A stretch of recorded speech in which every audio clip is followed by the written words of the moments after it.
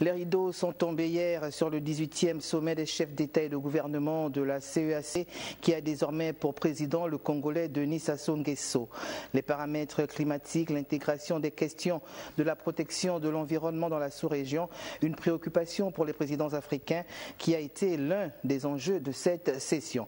Marie-Chantal Ndong, Ingrid Théodora Atombo.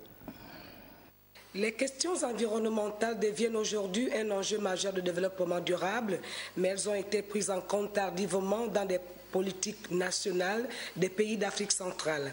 Il a fallu attendre le premier sommet planétaire tenu en 1992 à Rio de Janeiro au Brésil pour que les États adoptent les droits et responsabilités dans le domaine de l'environnement et du développement durable. Après la création de 13 parcs nationaux en 2002, le Gabon dispose d'une véritable politique de gestion durable des écosystèmes, précisément avec l'élaboration d'un plan climat, une initiative du président Ali Bongo Ondimba. Ce plan est un instrument qui milite en faveur de la réduction des émissions de gaz à effet de serre du pays d'au moins 50%. Précisons que la pollution, le dérèglement climatique et autres phénomènes écologiques menacent l'équilibre des écosystèmes forêts du bassin du Congo.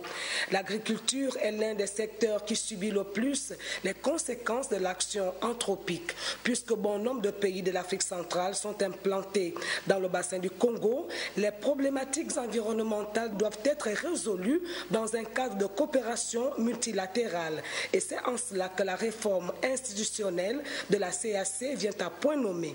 Tout un département du nouveau comité exécutif est consacré à l'environnement et au développement durable.